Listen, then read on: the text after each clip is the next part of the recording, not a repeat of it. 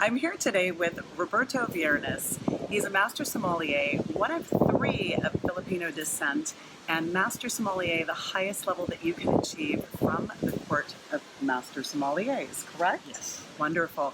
And we're talking today about the Hawaii Food and Wine Festival, which is the premier Epicurean event for food and wine in Paradise. Absolutely. Absolutely. And you've been involved in this for quite a while. From day one. From day one. Yeah. When did the event start? This is our 6th year. 6th year, So, okay. Yeah, so 2010. Excellent, Yeah. excellent. It's been just, it grows every year and gets better and better. I love it, Yeah. I love it. And so you've been in Hawaii most of your life, correct? Most of my life, yes. Yeah, I was Excellent. actually born in the Philippines, Okay. but I moved to Hawaii when I was just a baby. Got it. So Hawaii for me is home. I love it. Yeah. Absolutely love it. So tell me a little bit about this, oh so difficult job you have. You have a plethora of wines out there. How many wines for an event like this will you review? I think they've figured out a number of bottles that we went through one Okay. year, and it was something on the order of about 12,000 bottles. 12,000 bottles for the event. events, That's a lot of wine. It's and a it's a lot lot of of good wine Yeah, too, right? really great wines. I mean, some of the best wineries in the world, really. I'd love to hear some of your favorites. Yeah, well, like personal favorites yeah. that when you get to the event, you're like, oh, I'm so my excited to get gosh. to try this. And is it just this year or from years past? Let's talk about, maybe your top 10. Your Oh, top 10 wow. favorite wines over the last 6 years of the Hawaii Food and Wine Festival. One of them is Jean-Marc Rouleau, Okay. and this year, in fact, we are doing a vertical tasting of 3 of his vineyard sites, Fantastic. and the wines are coming directly from his cellar, and they are no longer available for sale. oh my goodness. And these are wines you can literally only get from the cellar, and he's been so generous enough that he's actually sending several of them because they're only available in magnums. Oh That's my all he has goodness. left. That's beautiful. And they are absolutely phenomenal. I mean, Jean-Marc Rouleau is literally one of the greatest white winemakers in the world, in my opinion. So the vintages, Yeah. what kind of depth are we going on the vintages with Rouleau? So for his vintages, we're going actually back to the 90s. So we have some 1998 vintage, 1999, then some 2000s, and some teens. So Beautiful. we're going literally back 3 decades. Okay. So, it is amazing. I'm still crossing my fingers that one day actually Jean-Marc will actually come for the festival, but he's such a great guy, and I absolutely adore his wines. They're absolutely phenomenal, and that's just one of them. So tell me what you love about his wines. Like, what sets his wines apart from other producers in the region? My favorite wines are wines that have a sense of place. Okay. They're not just delicious. They're not just rock star wines. I mean, because they're highly critically acclaimed, and wine collectors around the world go ape crazy for his wine. But when you taste his wines and you taste the vineyard sites, I get the opportunity to go and visit him once a year for the past 10 years now.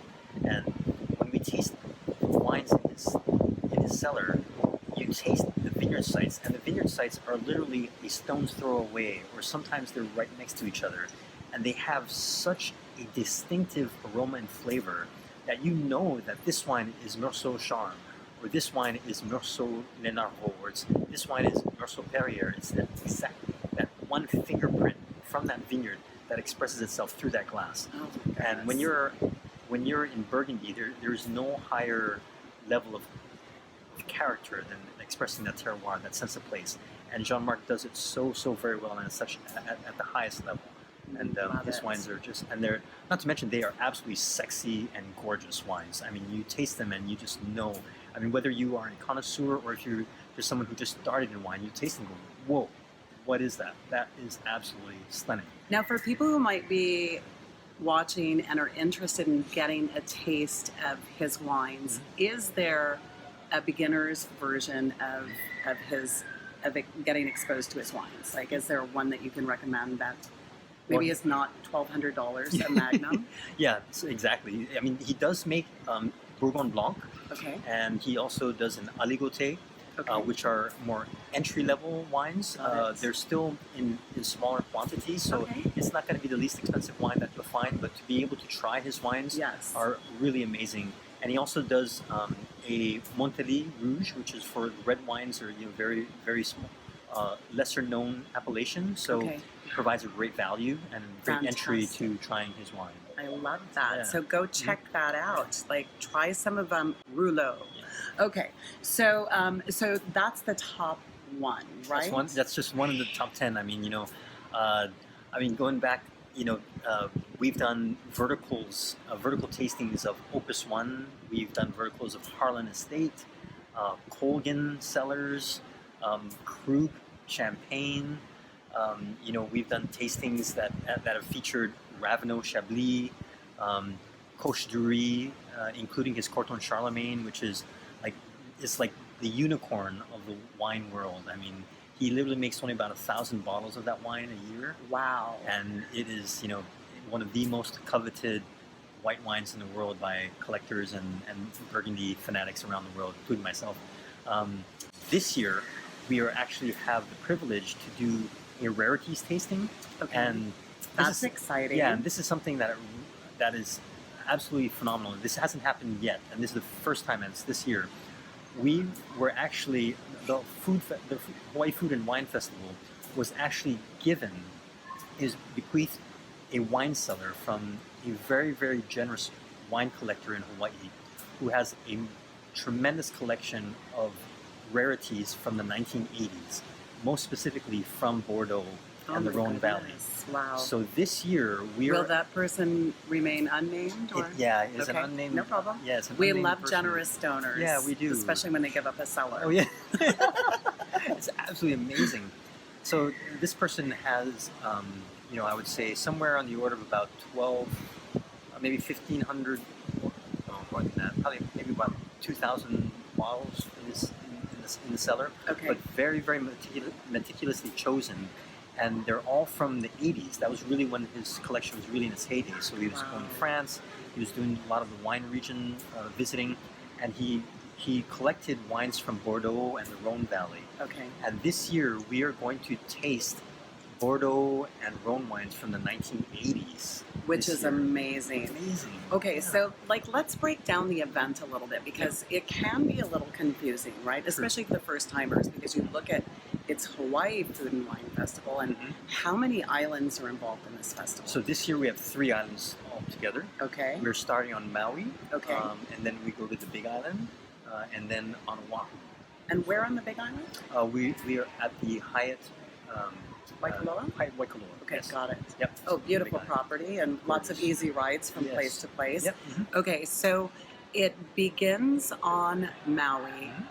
What can people expect from the wine position? Like, what are you most excited about Maui's version of events? On Maui, what I love about Maui is that the farmers themselves actually come down to the tasting, and so we have not only the winemakers and the wonderful food that's prepared by the chefs, but they actually have farmers that come down and they actually share their stories about where it's grown, and obviously from the ground up and from farm to table, which is a really really core philosophy with the Hawaii Food and Wine Festival. Everything trying to be local and really focusing and featuring our local produce. Brilliant. And on the wine side, we have some wonderful wineries that are coming for the Maui Festival. And the wineries are different for each island. Okay. So on Maui, we'll have some cult wines like from Honata in the Santa Maria Valley, which are really, really some world-class Syrah, as well as Cabernet. But this winery, Honata, is really, really known for producing some of the best Syrah in the Santa Maria Valley. Absolutely stunning.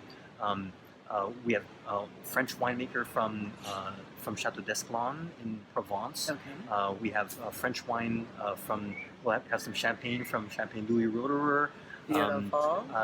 Just to name a few, but the synergy between the food and wine is always so important for me as a sommelier, because you can have that aspect of just the really, really big name wineries, but if it doesn't really match with the food, there's some kind of a disconnect there.